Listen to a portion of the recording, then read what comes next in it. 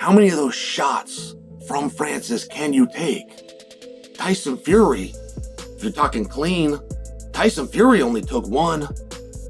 Everything else, Tyson was able to roll with. Big Francis only had to hit him one time. Like, that's a compelling story, in my opinion. I know they're going back and forth. I don't know.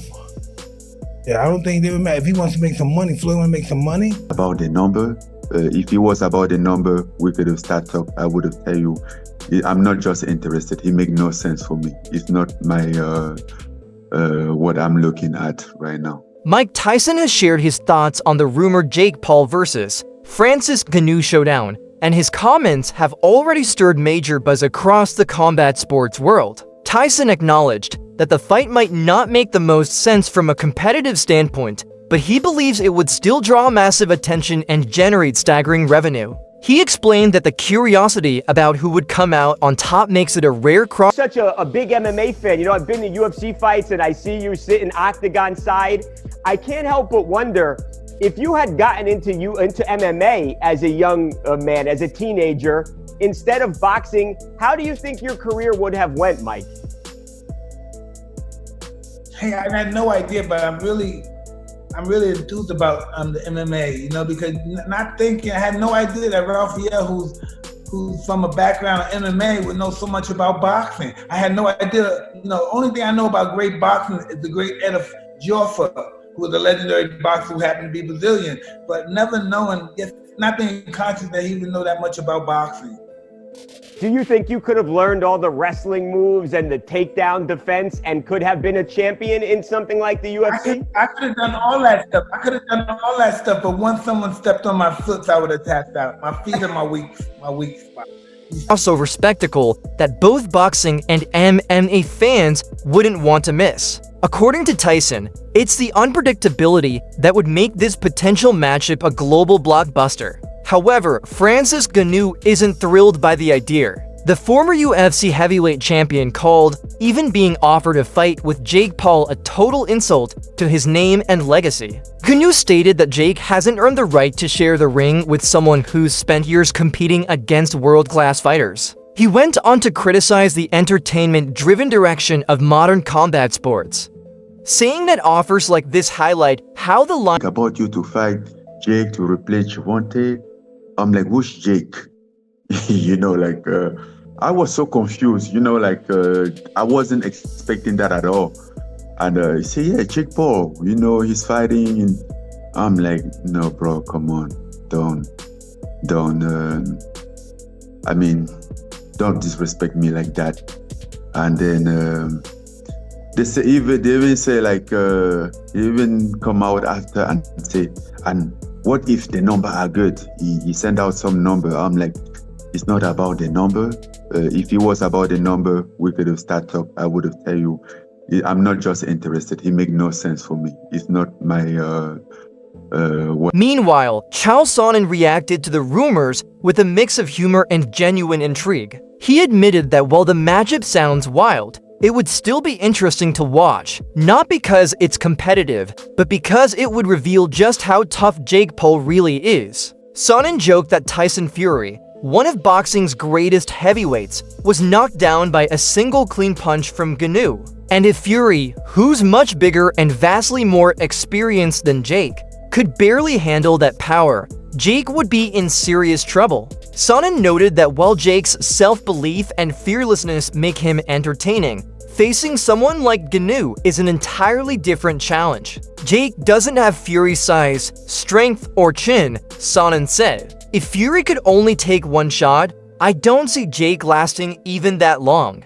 Analysts across the boxing world echo that sentiment. This story that Nikista's offering him the fight, but he's just not hearing it that way. Like, all right, you said you need help, and you called me, and I'm happy to help you, but you know what is it that I can do? So when Francis finally realizes it, he not only says no, he says he was offended. He said, Jake, you want me to bite Jake? Jake who? He said, Jake Paul. He said, that makes no sense. That's the last thing I would want to do right now. It's the last thing that I'm looking for. And, all right. Now that is a good and comical story.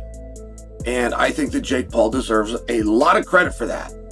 I would have really liked if that match would have gotten booked.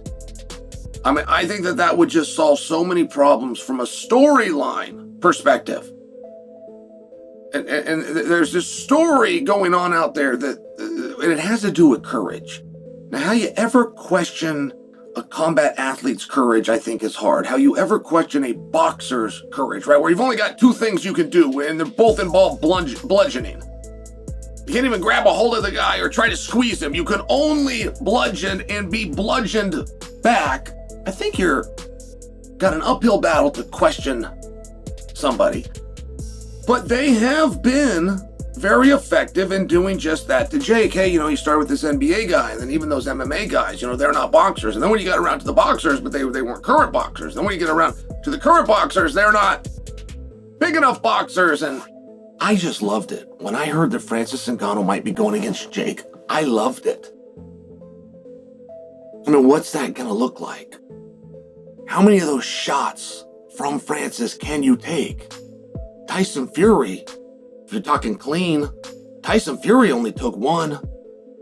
Everything else, Tyson was able to roll with. Big Francis only had to hit him one time. Like, that's a compelling. Francis Ngannou isn't just heavier, he's exponentially stronger than anyone Jake Paul has ever faced. While Gervonta Davis, Jake's previously rumored opponent, is a lightweight known for speed and precision, Ngannou is a heavyweight powerhouse defined by brute force and knockout ability. Experts argue that if Jake truly intends to face Ngannou, he'd have to completely rebuild his training regimen from the ground up. That would mean packing on muscle, improving punch resistance, and reworking his entire approach to fighting. Facing a lightweight demands quickness and movement, but taking on a heavyweight like Ngannou requires endurance, balance, and raw physical toughness. Veteran trainers have warned that Jake can't approach this matchup as just another influencer boxing event. To even survive a few rounds, he'd need months of intense, specialized preparation under top-tier boxing coaches. Whether the fight actually happens or not, one thing's certain, it's already the talk of the entire combat sports community. Unique. It would be something incredible. It's the same reason that I would be intrigued by a Jake Paul versus Anthony Joshua fight, although I would never advise Jake Paul to take a Anthony Joshua fight. I wouldn't advise him to take a Francis Ngannou fight either, because as much as Anthony is far better, which we saw when they actually fought, Joshua slept Francis Ngannou quicker than me after 2 melatonin. I mean, it was quick, fast, in a hurry, completely dominant. But we also saw Francis Ngannou go toe-to-toe with the heavyweight champion of the world at that time. Yes, he was out of shape. We understand that. But Tyson Fury on that night got the shock of his life when Francis Ngannou not only went toe-to-toe, but put him down and danced on him. To this day, I think that fight could have gone Francis's way. Point being, there are levels to this shit. Not just in boxing, but in combat in general. And the size difference Francis would have over Jake would be incredible, but it would have been a great event, and a lot of people would have tuned in. Francis, though, is saying that's not happening. How can they go from like Gervonta Davis to Francis Ngannou? Like, I mean, Gervonta Davis is a fantastic boxer, but and is a one-shot knockout artist. But come on, like the weight different and everything, it make no sense. It's a good point. I mean, obviously, Francis is right about the weight difference, but it's a good point in general for what do you do next? Jake has sparred guys like Shakur Stevenson, Ray Ford, Montana Love to try to prepare for Tank Davis. And even if you book this fight on December 12th or December 19th, that's still a completely different fight than you were going into. Completely different matchup, size-wise, skill-wise, the things that you're going to need to even try to compete if it's someone like a Francis Ngannou or even an Andre Ward or whoever else. Not just the fight style's different. That's all for today's coverage. Stay tuned for more breaking boxing news and analysis, and don't forget to like, share, and subscribe for all the latest updates.